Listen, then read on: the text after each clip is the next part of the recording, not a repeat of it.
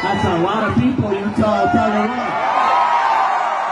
The killing of conservative activist Charlie Kirk has reignited scrutiny of a long-running feud within parts of the U.S. far right, particularly between Kirk and the Groyper movement led by Nick Fuentes. Kirk was shot dead on September 10th during an event at Utah Valley University.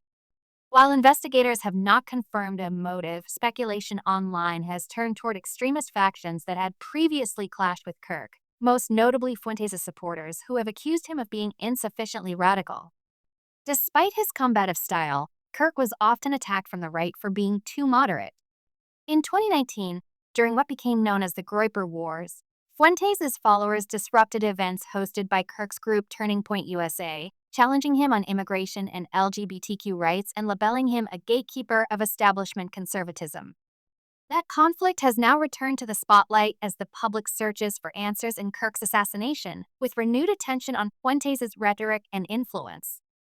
Some social media users have questioned whether early claims by officials suggesting the suspect was tied to left-wing extremism were premature, pointing instead to possible far-right links. What is the Groyper Army? The Groyper Army is a far-right online movement built around Nick Fuentes, a white nationalist and America First advocate.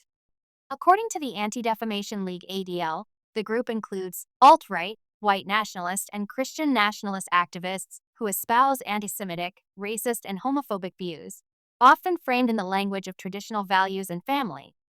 The group uses Groyper, a cartoon frog derived from the Pepe meme, as its mascot, a symbol widely adopted among extremist communities.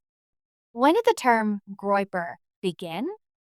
The term began circulating widely in 2019 during an internal clash in the conservative movement. That year, Fuentes' supporters repeatedly disrupted Turning Point USA events, accusing Kirk of diluting Donald Trump's message. The so-called Groyper Wars drew national attention for their confrontational tactics and for pushing white nationalist ideas into more mainstream conservative spaces. Kirk dismissed the Groypers as extremists. He defended his approach to conservatism as inclusive, saying it should be open to people of all backgrounds and reject racism and homophobia. What has Nick Fuentes said about the Charlie Kirk killing? Fuentes has issued several statements since Kirk's death. Shortly after the shooting, he wrote, "I am devastated. It feels like a nightmare that we'll never wake up from." He also called for unity, saying, "The violence and hatred has to stop. Our country needs Christ now more than ever." On September 12th, Fuentes turned his comments toward the Trump administration, demanding more transparency. "We need more from the Trump administration than what we're getting," he wrote on X. "Release all the information about the assassin and his Discord contacts. Everyone must be investigated. Tell us the plan. How will the government stop this from ever happening again? Where is the leadership?" In the swirling currents of modern political discourse, certain names and movements rise to the surface, sparking both curiosity and concern. Today, we're diving into one such phenomenon: the Groyper movement, a name that has recently been thrust into the spotlight, particularly after events like the widely reported, though erroneous, news of Charlie Kirk's passing. But who are the Groypers? What do they stand for? And why are they a focal point in discussions about the far right? You're watching 50 Minutes, and in this episode, we're cutting through the noise to understand a group that's often misunderstood, sometimes intentionally so. We'll explore their origins, their key figures, their ideology, and their impact on the political landscape. By the end of this, you'll have a clearer picture of why the Groyper movement is a term you need to know, and why its rise signifies a notable shift within certain conservative circles. Let's start with the name itself. Groyper. It sounds almost whimsical, doesn't it? But don't let the name deceive you. The term Groyper actually originates from a cartoon frog character, a lesser-known cousin to the infamous Pepe the Frog. This seemingly innocuous image has been appropriated and weaponized, becoming a symbol for a distinct faction within the American far right. At its core, the Groyper movement can be understood as a loose coalition of ultra-nationalist, paleo-conservative, and religiously motivated individuals, primarily young men, who are deeply critical of mainstream conservatism. They believe that established conservative figures and institutions have become too moderate, too compromising, and have failed to adequately address what they perceive as existential threats to Western civilization and traditional values. Their rise can be traced back to the mid to late 2010s, gaining significant traction through online platforms and social media. This is where they cultivated a unique brand of political activism, often characterized by aggressive online tactics and, crucially, by Groyper raids. These raids involve organized groups of Groypers attending live events, often hosted by mainstream conservative speakers, and posing provocative, sometimes overtly racist or anti-Semitic, questions during Q&A sessions. The goal of these Groyper raids is multifaceted. Firstly, it's to expose what they see as the ideological weaknesses of mainstream conservatives, forcing them to address topics they might otherwise avoid.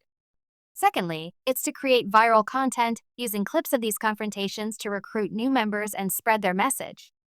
And thirdly, it's to challenge the very definition of conservatism, pushing it further to the right. One of the most prominent figures associated with the Groyper movement is Nick Fuentes. Fuentes, a vocal commentator and political activist, is often seen as the ideological architect and de facto leader of the Groypers. He hosts a show called America First, which serves as a central hub for Groyper discourse, disseminating their talking points and coordinating their actions. His influence cannot be overstated in understanding the movement's trajectory. The ideology of the Groypers is complex and to many deeply concerning. They advocate for an America First foreign policy that leans heavily towards isolationism and non-interventionism. Domestically, they champion what they call traditional American values, which often translates into a staunch opposition to immigration, LGBTQ+ rights, and what they view as cultural liberalism. They are also known for their strong Christian nationalist leanings, believing that the United States should be governed according to Christian principles. However, it's their flirtation with and often outright embrace of white nationalist and anti-Semitic tropes that sets them apart and draws the most criticism. While they often deny being white supremacists, their rhetoric frequently echoes sentiments found in such movements, leading many anti-hate organizations to classify them as a hate group. They often employ coded language and ironic memes to convey messages that, when deciphered, reveal a more extreme viewpoint. The mention of Charlie Kirk earlier in our show wasn't accidental. Kirk, the founder of Turning Point USA, a prominent mainstream conservative organization, has been a frequent target of Groyper criticism and Groyper raids. They view him and his organization as part of the conservative establishment that has allegedly betrayed their principles. The fabricated news of his death, though untrue, inadvertently highlighted the intense scrutiny and opposition that figures like Kirk face from the Groyper faction. The impact of the Groyper movement on the broader political landscape is a subject of ongoing debate. While they may not command a massive following in terms of sheer numbers, their aggressive tactics and ability to generate controversy allow them to punch above their weight. They've effectively created a niche within the far right, pushing the boundaries of acceptable discourse and challenging the established order within conservative circles. They represent a more radical, unyielding strain of conservatism that is increasingly making its voice heard. Understanding the Groyper movement isn't just about identifying another fringe group. It's about recognizing a significant shift in political activism and the ongoing fragmentation of ideological movements.